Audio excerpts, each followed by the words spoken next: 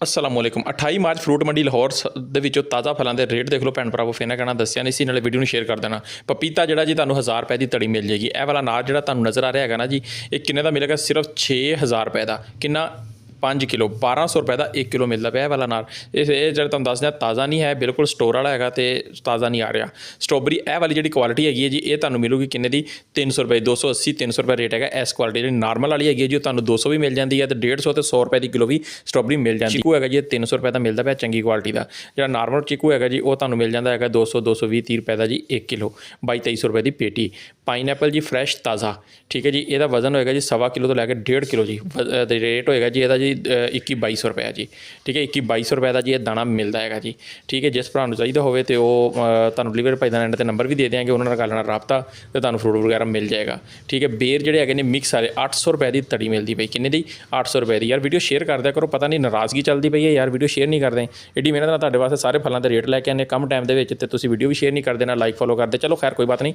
ਅਤੇ ਬਾਕੀ ਜਿਹੜੇ ਬੇਰ 800 ਰੁਪਏ ਦੀ ਤੜੀ ਮਿਲ ਜਾਂਦੀ ਹੈ। ਜਿਹੜੇ ਚੰਗੇ ਛਾਂਟ ਕੇ ਲੋਗੇ ਉਹ ਭਾਈ ਹੋ ਜਾਂਦਾ 1000 ਦੇ ਦਿਆਂਗਾ। ਆ ਭਾਈ ਦੇਖੋ ਖਰਬੂਜ਼ਾ ਹੈਗਾ ਜੀ, ਇਹ ਜਿਹੜੀ ਪੇਟੀ ਨਜ਼ਰ ਆ ਰਹੀ ਭਾਈ ਕਹਿੰਦਾ ਤੁਹਾਨੂੰ ਮੈਂ 1100 ਹੀ ਦਿਆਂਗਾ ਜੀ। ਉੱਪਰ ਭਾਈ ਨੇ ਵੱਡੇ ਵੱਡੇ ਲਾਏ ਤਾਂ ਨਿੱਕੇ ਹੈਗੇ ਥੋੜ੍ਹੇ ਜਿਹੇ ਥੱਲੇ ਛੋਟੇ ਲਾਏ ਨੇ ਭਾਈ ਨੇ, ਠੀਕ ਹੈ। ਥੋੜ੍ਹੀ ਜਿਹੀ 2 ਨੰਬਰੀ ਕੀਤੀ, ਜ਼ਿਆਦਾ ਨਹੀਂ। ਭਾਈ ਚੰਗਾ, ਬਹੁਤ ਚੰਗਾ ਮਾਸ਼ਾਅੱਲਾ, ਠੀਕ ਹੈ। ਅਤੇ ਇਹ ਜਿਹੜੀ ਧੜੀ ਹੈਗੀ ਭਾਈ ਕਹਿੰਦਾ ਤੁਹਾਨੂੰ 400 ਦੀ ਧੜੀ ਦੇ ਦਿਆਂਗਾ, ਇਹ ਵਾਲਾ ਸਾਈਜ਼, ਠੀਕ ਹੈ। ਕੈਮਰੇ ਬੇਸ਼ੱਕ ਤੁਹਾਨੂੰ ਵੱਡਾ ਨਜ਼ਰ ਆ ਰਿਹਾ, ਬੇਸਿਕਲੀ ਸਾਈਜ਼ ਥੋੜ੍ਹਾ ਛੋਟਾ ਹੈਗਾ, ਮੀਡੀਅਮ ਸਾਈਜ਼ ਕਰ ਸਕਦੇ ਤੁਸੀਂ, ਠੀਕ ਹੈ। ਇਹ ਸੌ ਬੇਰ ਹੈਗਾ ਜੀ, ਇਹ ਸਾਡੇ 800 ਰੁਪਏ ਦੀ ਧੜੀ ਮਿਲਦੀ। ਅਤੇ ਇਹ ਗਰਮਾ ਹੈਗਾ ਜੀ ਭਾਈ ਦੇ ਕੋਲ, ਠੀਕ ਹੈ।